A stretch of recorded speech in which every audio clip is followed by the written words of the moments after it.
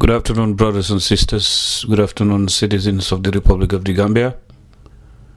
We are here today to present our Monday program. On today's program, we are going to analyze and diagnose matters of concern to family members within and outside the Gambia and citizens of the Gambia who are, of course, vulnerable because the state that should have protected them is leaning on a jungle law. We, or people within the country particularly, do refer to as a constitution, and anything that contradicts the meaning of constitution is what is being practiced by the incumbent government, presiding over a state machinery that is presumably calling itself a responsible government, when in actual fact it is a government that is heading a state where kidnapping is allowed as long as the kidnappers are state agents. Before we proceed, let me remind you that this is your brother, Bokarr Say. I mean, it is disheartening and nerve-wracking, of course, to be coming on this radio station. I mean, revealing and relaying facts that we derive from sources that are reliable, and of course a greater number of our sources are individuals who currently participate in this but left with no other option but side with the masses and abandon their current functions. We also do relate to individuals who served before and have left the country, some of whom are members or were members of the Jammeh hit squad at Kanilai, which is known as the Junglers, which of course was first initiated in the early 20s and I would say in the early 2000s, excuse me for that. And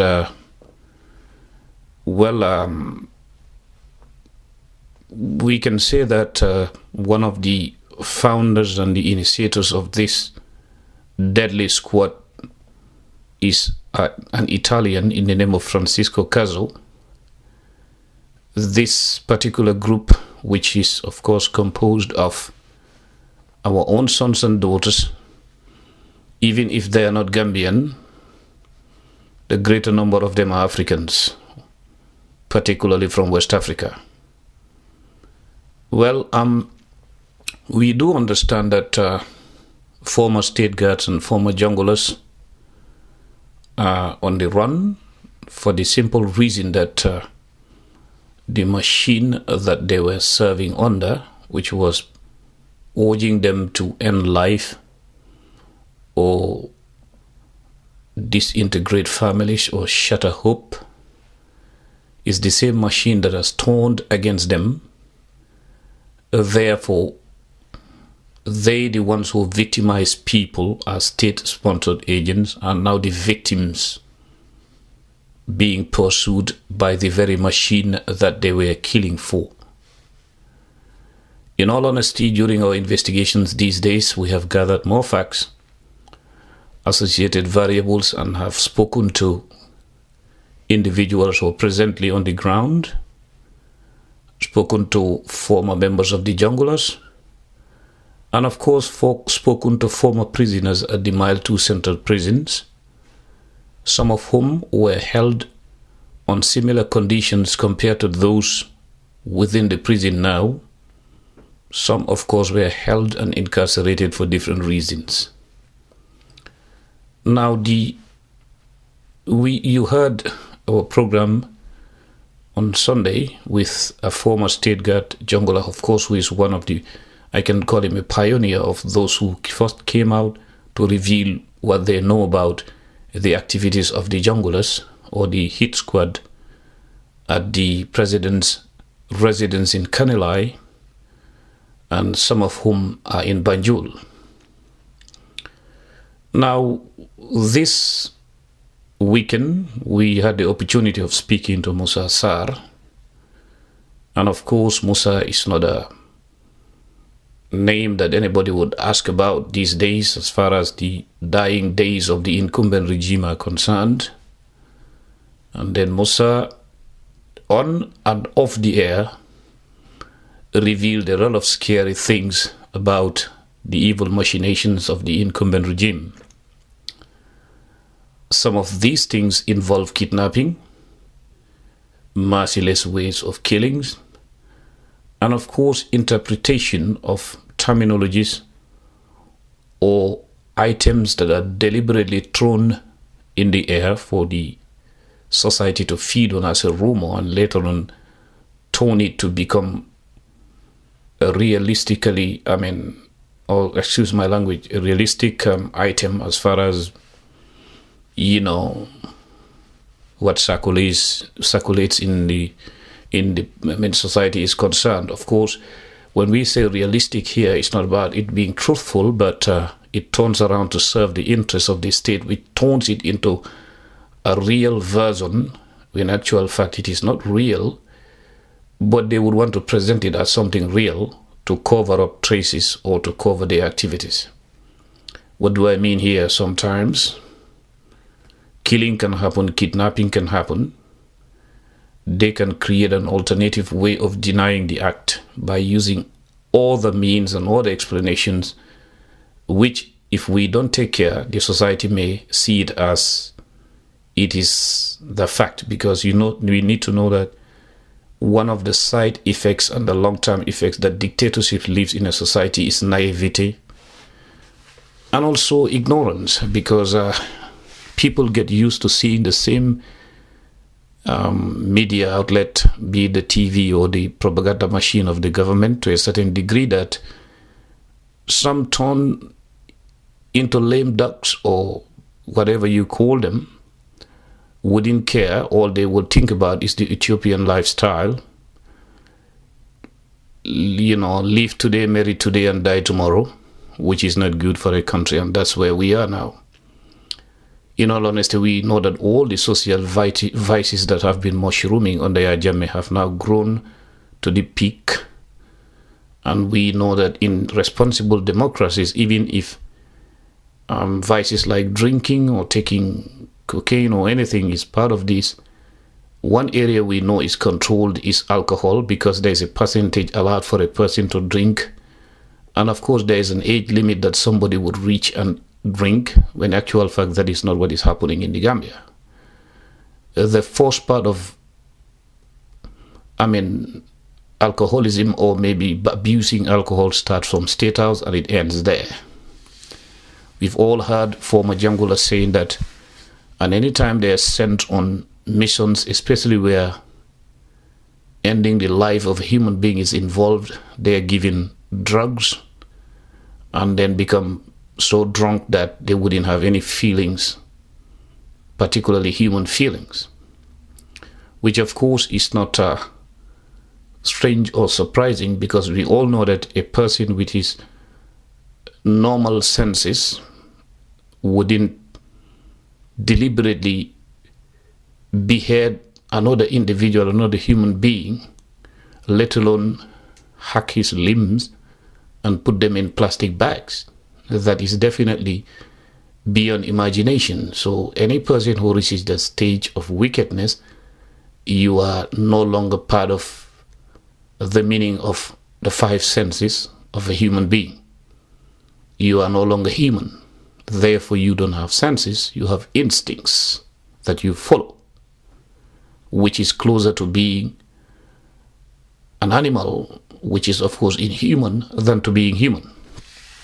Now, the person who pushes you to do this, or the people who push you to do this, do know that they are using their own five common senses and their faculties are intact in one way or the other, which means they'll put you in a condition where you are no longer human, but they would act normal to be able to remote control you to do such atrocities. Like I said in the beginning, the people who are sent to serve the state in such conditions do end up being victims instead of being the agents that victimize others. Ultimately, dictatorial regimes are out there to maintain themselves in power by any means necessary.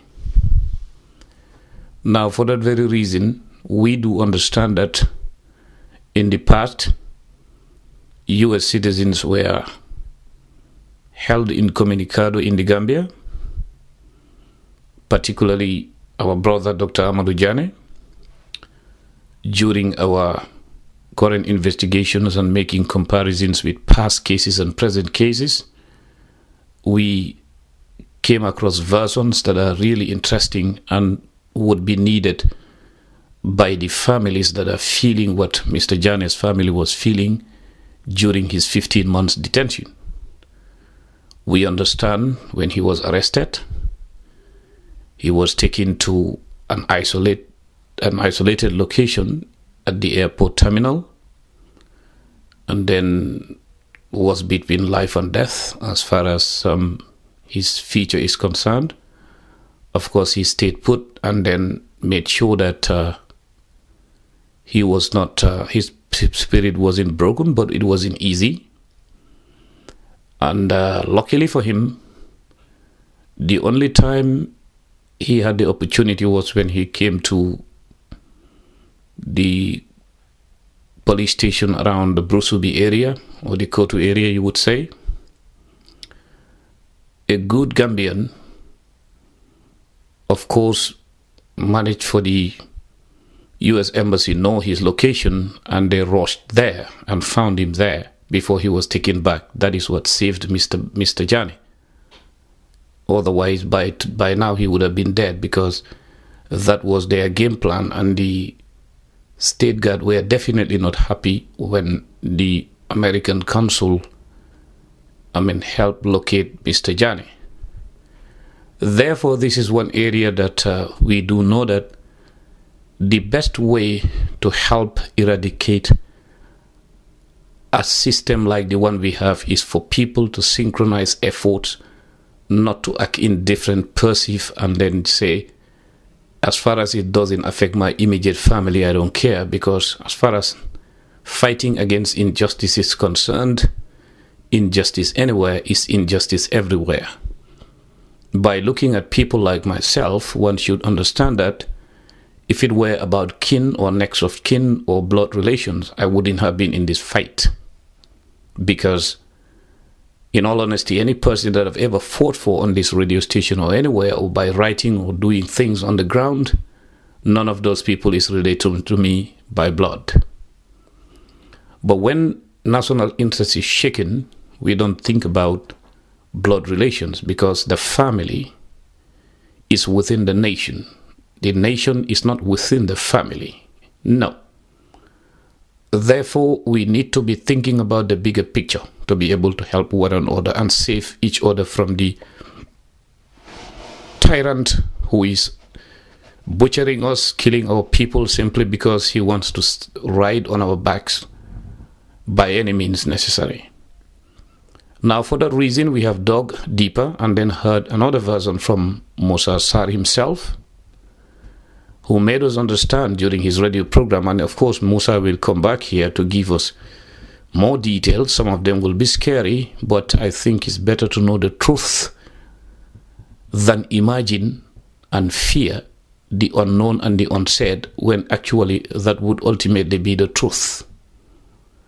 And also, if cowardice pushes us away from standing up against injustice, thinking about death, then we would qualify, or would give added value to the proverb during ancient Rome, which said cowards die many times before their actual death. Therefore, if we are to die before our actual death, means we are cowards. And I don't think Gambians today and Gambians tomorrow will excuse us for staying cowards or staying indifferent and passive before tyranny and autocracy. So, for that reason, we will revisit a case based on what Musa told us about the way kidnapping is organized. Of course, he will elaborate on that. But we did ask him a question during our program on Sunday, and Musa was quite clear, and I have heard him before, people heard it before, and even off the air, he repeated what he said. He said, in the case of Alhagi Ceesay and Ebou Jobe, their family should not take the version that is being advanced by the state using different ways and means, because they can use the propaganda machine within and outside to sway the minds of individuals for finally make us believe that these people are dead when they are not. You remember the case of Imam Baba Mokhtar Lee also. There was a time that his Mercedes-Benz was packed, and people were being told that Imam Lee is nowhere to be seen, even though his Benz is there, but he's left the jurisdiction of the country.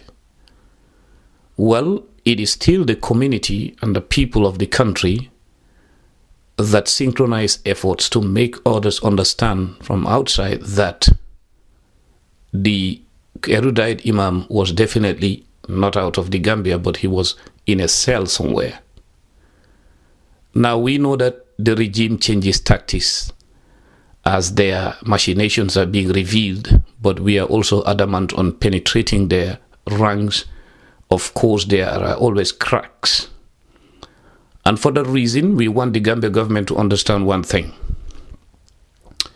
I personally want to send a direct, call it an advice or a warning, but whatever it is for the Gambia government, particularly President Jammeh, to know that people have confirmed that Alhagi Ceesay and Ebou Jobe are in the Gambia. They are not dead. And if they believe that they are playing a game against the system in the United States of America, let them be aware that the same game will be played against them, because it's just like the proverb, set a thief to catch a thief. In all honesty, it is only shadows that can be able to catch shadows in the darkness, because they all would be able to disguise until they meet. Now, if you are talking in the dark in black, and somebody else is talking in the dark with black, it is most likely that you may end up jamming on the other party or knocking down the other party, because he wouldn't see you. So by blending within the midst of people who call themselves a state when in actual fact they are armed bandits, it is the best way to know. These two individuals are being moved from one detention center to another, and the tactics that have changed is that the people guarding them now are not allowed to enter into those locations with cell phones or Android phones, you call them, because they are aware of the fact that we've penetrated their ranks. Some of these junglers are youngsters who left school desperate. They are hearing the news, they are aware, they tune into Hello Gambia and other radio stations, they tune into other TVs and know what's going on in the world. Everywhere you go to in the Gambia now, you have satellites all over the place. That being the case, they're aware of what's going on internationally. Therefore, they are mindful of the fact that the end is near for this regime, but the regime at the same time also would not allow them to breathe or to have space to move forward to do anything that will reveal these locations. That is why I will repeat what I said earlier on, that President Jammeh needs to understand that he cannot hide anything related to the lives of Alhagi Ceesay and Ebou Jobe or any other particular individual, the same way he couldn't do it in the past. Let him also understand that the disappearance of an American citizen is one of the highest crimes that will never be forsaken or forgiven, and they will be pursued to the last dot. In the Gambia, of course, we understand also that there is what people call a constitution, when in actual fact it's a jungle law, because that very law we are honoring and cherishing. People going to court, acting as this is a serious court, is the law that kills us, because, like I said, dictators use the institutions of democracy itself to ruin democracy. They have a semblance of governance, which is just form, not substance. They would say we have the judiciary, we have the executive, and then we have the legislature. We all see on the Daily Observer that the parliament is going on a recess, as if that is a serious parliament, when of course the Gambia is the only parliament in the world where you have members of the parliament nominated by an incumbent, who is of course a despot, and those people participate in making the laws of our country when we did not even elect them in the first place. Now, for that reason, we know that how people operate is because they don't have evidence. That's what State House says. In Wolof, they will say, "Bule len fale, amuñ dara luñ mëna wone," meaning, don't mind about them. Especially when the U.S. Embassy calls, they will say, don't care about these people, because there is nothing that they can show to prove it. And in the Western world, we can even have a lawyer. These are the things that we have heard. And then the lawyers will ask them, where is the evidence? And then America, even though we are here in the Gambia, if push comes to shove, if their families were to take us to court, we, the Gambia government, can hire a lawyer, because American lawyers are only after money. I'm just telling you the truth. This is what the State House is saying currently. And then we can deny everything that we know them and keep these people here, torturing them, where Jammeh is living in imaginations and paranoia, thinking that there is another layer that he doesn't know about, which is sponsoring Gambians to overthrow him. Unfortunately for Alhagi Ceesay and Ebou Jobe, they are the victims before a paranoid despot, and they are trying to squeeze them to hear a version that doesn't even exist. Now, this is what is going on, and then the Gambia government wants to hide these things as if they don't have them, when actually they know that they do have them. And in the past also, I came here and mentioned some names of individuals whose records, whose phone calls and all these are associated with them. As far as I'm concerned, I have nothing to hide, and I will be adamant, and I promise the whole Gambia that any person's name, particularly those people I mentioned earlier, were a Gambian, whose activities are associated with the disappearance of these individuals by talking and relaying the message to the Gambia. You will meet me along the way, go around the world, call BBCs, call Kai News, do whatever you want. One day or the other, you will face law enforcement. There is no doubt about that. Because you've heard what Musa Sarr is saying as far as those in Dakar are concerned. We understand the tactics. We understand the circulation. We understand the people, the predators on Facebook. We understand the synchronized circle of informants working in favor of the government. We know that. Some are not even part of the circle, but are gullible, and they talk a lot, and they have already revealed a lot, which is implicating people. Therefore, to prove a point, if any individual believes that these are just whirling accusations, or a group of persons believe so, I believe one day or the other, whenever those particular individuals are arrested for speaking or for knowing or for revealing information that implicate people, particularly Alhagi Ceesay and Ebou Jobe, don't blame me. And I also encourage them to continue what they are doing. Go ahead, lobby for yourselves, meet lawyers, human rights organizations, and all whatnot. Do that. But let me tell you one thing. One day or the other, you will meet me along the way. You will meet law enforcement also along the way to put the record straight. I'm not joking about this. I'm not going to back down on it. No matter, even if the whole world fixes microphones talking about me, I care less. The problem is here is that We need to protect ourselves before it is late. Prevention is better than cure. Like I said earlier during my programs, Jammeh doesn't come to our houses. He doesn't knock on our doors. He doesn't come to our parties. Therefore, there are strings and there are threads leading to his office that give him information. You've heard what Musa Sarr said. And now the rest of it will be left unsaid, because I am going to teach certain individuals a lesson that they will ever live to remember. This is not about a threat or a bluff. This is about responsibility. This is about us understanding that there is a difference between being gullible and being a talkative when compared to things that will expose individuals to danger.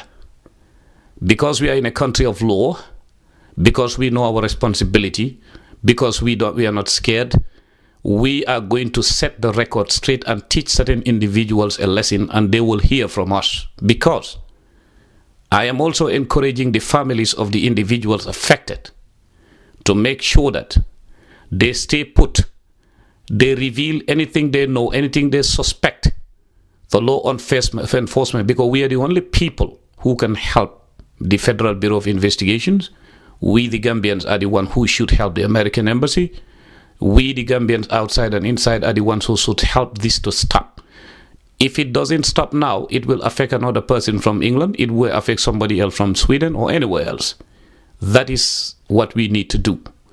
The fight against tyranny does not only stop within the Gambia, it goes beyond. That's why we have our radios outside. Imagine if we were not given the sanctuary we need, and then we were not given the refuge, like we were not well received here. Where would we have had radio stations to be revealing the bad things that the current regime is doing? Of course, we would not have never. So that is why it is our responsibility also to participate in what safeguards the interest of the United States of America, particularly. What concerns the first thing that we need to protect when we are in this country is life and then property. Now, the lives of individuals are involved, and for whatever reason, nationally, internationally, within the framework of local laws in America and international law, these are U.S. citizens. Stand by them as U.S. citizens and stand by them as human beings, particularly stand by them as people who were born in the Gambia, who could be part of the human resource that can help enhance life and promote our country and assure us of progress.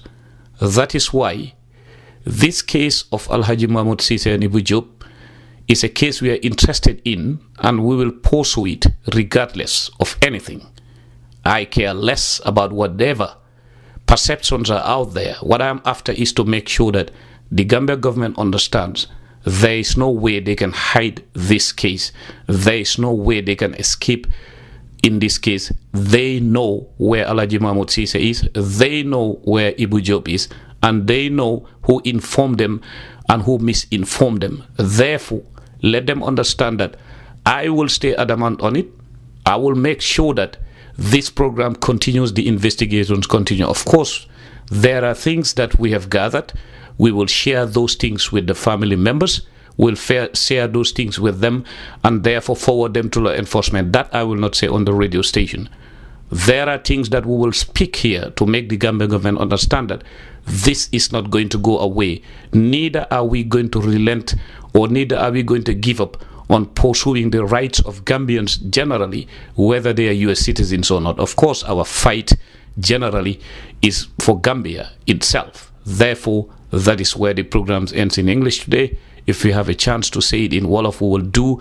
Otherwise, this is what we came to share with you this afternoon. Thank you very much.